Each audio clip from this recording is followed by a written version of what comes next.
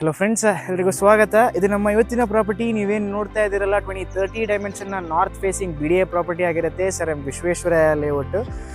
ನಿಮಗೆ ಆಪೋಸಿಟಲ್ಲಿ proper 30 feet ರೋಡ್ನ BDA ಕಡೆಯಿಂದ ಡೆವಲಪ್ಮೆಂಟ್ ಮಾಡಿಕೊಟ್ಟಿದ್ದಾರೆ. ಹಾಗೆ ನೀವು ನೋಡ್ಬೋದು ಸುತ್ತಮುತ್ತ ಏರಿಯಾ ಯಾವ ರೀತಿ ಇದೆ ಅಂತ ಹೇಳಿ. ಒಂದೊಳ್ಳೆ ಡೆವಲಪ್ಡ್ ಆಗಿರೋ ರೆಸಿಡೆನ್ಸ್ ಏರಿಯಾ ಅಂತಲೇ ಹೇಳ್ಬೋದು.